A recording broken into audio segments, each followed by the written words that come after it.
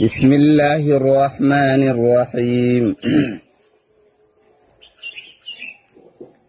والعصر إن الإنسان لفي خسر إلا الذين آمنوا وعملوا الصالحات وتواصوا بالحق وتواصوا بالصبر.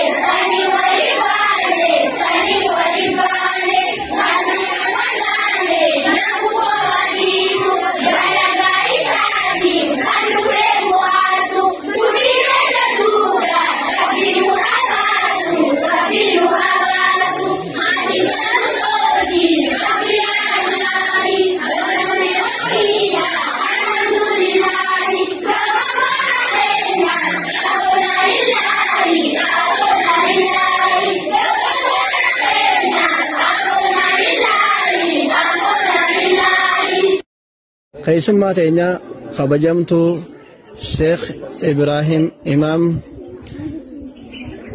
itti gaafatamaa imaammaniitii fi masjidaa kan tahe qabsaawaa diin kan tahe akkasuma ammaas nama yeroo dheeraaf yeroo biyya tana keessatti ahabaashiin diin kana gurgurachuudhaaf ummata muslimaa bakkuma takkattuu gurgurachuudhaaf lafaa kaatee hoggonsa bulchiinsa dirree dhawaatii wajjin ummata muslimaa kakaasee akka isaan dirree dhawaa kana keessatti hidda hidhachuu miti seenuu hin dandeenye nama godhee inni san arraan tana nu keessatti argama. Rabbiin umrii dheertuu khayrii keessatti haa kennuuf. umrii dheertuu khayrii keessatti haa kennuuf. umrii dheertuu khayrii keessatti haa kennuuf hin jaa obboleessa kiyyaa akkasuma nama jabaa karaa khayrii yeroo dheeraa nu qaceelchaa ture.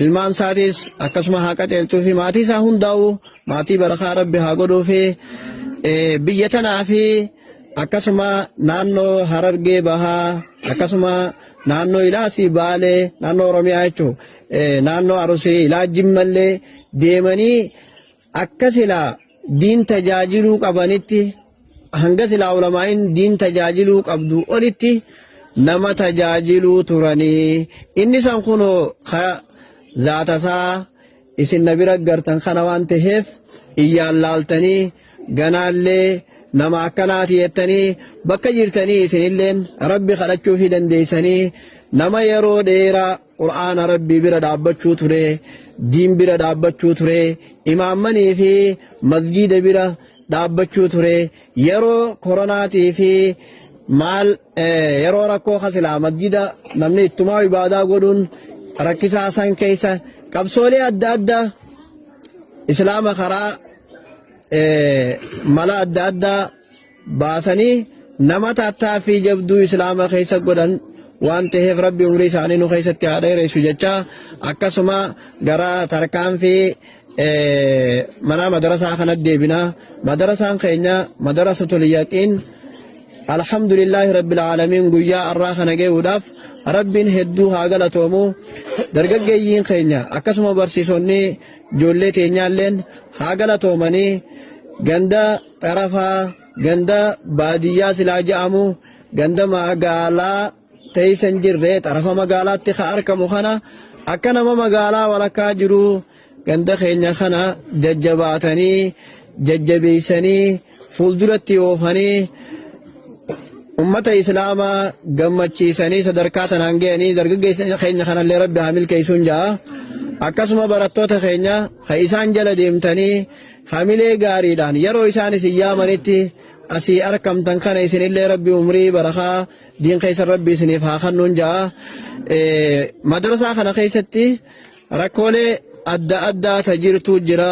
Rakkooleen adda addaa tajirtu tun dargaggeeyyii teenya kana osoo daangeessin osoo diinirraa hin dhaabin osoo boodatti hin oofin rakkoon jirtu hundaa'uu ni furamti jechuudhaan marxoo isaanii jabeeffatanii mudhii isaanii jabeeffatanii ilaa hanga arraa hanga shayni keenya dhufee nu jidduutti argamutti taattaaffii jabduudhaan akkasitti as ga'anii jechuudha. Ijoolleen tun asitti qabamtee kaa jirtu kana laaftuu miti akka namni iyyaan laalee harkutti hogguu yookaan karaa irra dabranii ilaalanitti waan xiqqashoodha yookaan waan laaftuu jaamuu danda'a. Garuu hojiidhaan wanni takka gaafa keessa seenanii dalagan ulfaataadha. Nama obsa qabu, nama beekumsa qabu, nama ikhlaasaan imaanaan dalaguutu hojii akkanaa kana galmaan ga'uu danda'a malee namni biraa ka duniyaa barbaadu ka fedhiilee adda addaa qabu diin kana galmaan ga'uu hin danda'u. Ummata keenya ijoollee teenya kabajamoo akkasuma barsiisonni keenya jaalatamoo fi kabajamoo hedduun isaan jaaladha. Ganaallee taattaa fi jabduu amma gootan ta namni biraatilleen isinirraa milikeeta godhatee jajjabaachaa jiru kana isinis fuuldura deemtanii akka namni biraatilleen kana caalaa beekumsa isinirraa fudhatu karaa gaarii silaa namni namarraa qabachuu danda'u ka isinirraa akka qabatu jabaachuu qabdanii hadiisa ibnu maajaa sahiha keessatti namni sunnaa takka jiraachisee eega isiin ajjeefamte sunnaa karaa san jala namni deemee ifiifis dalagee namni biraatis kadalagee khayriin sanii hundi isaaniif deemti jaa yollee teenya akkasuma barsiisota keenyas jajjabaadhaa khayrii jajjabduurra waan jirtaniif inshaa Allah hoggantoonni keenya majlisaatis hanga dandeeyametti hanga humna isaaniitti fuuldurallee nu bira dhaabbatan waan ta'eef anaasaa hedduun reesuu asittiin gabaabsaa gara sheekha keenyaatiin isin dabarsaa san booda waan dhaammannu waan itti idaanu gara boodaatiin sheekha keenya booda akkasitti idaana. Assalaamu alaikum warahmatullahi wabarakatuh. وعليكم السلام ورحمة الله وبركاته. الحمد لله رب العالمين. الحمد لله حمدا كثيرا طيبا مباركا فيه كما يحب ربنا ويرضى. الصلاة والسلام على من أرسله الله تعالى رحمة للعالمين سيدنا ونبينا محمد وعلى آله وأصحابه أجمعين. برتوتا مدرسة اليقين نانا وغندا مالي جنان غندا غبري جچورا قرآن درسي. السلام عليكم ورحمة الله وبركاته.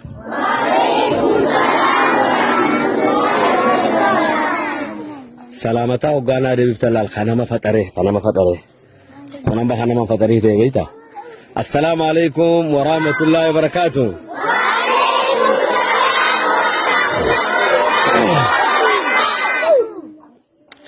ما شاء الله الله أكبر. مي تكبيرة خمتها في سني أكمل كان تنير وقوس دي ربو فدامي تكبيرة الله أكبر.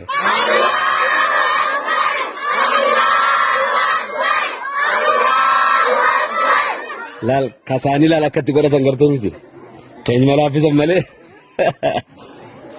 دوبا دورة رتيجا نبي كنيا صلى الله عليه وسلم نمني من سار به آية تقبرت داف قرآن ربي برتو داف حديث نبي محمد برتو داف صلى الله عليه وسلم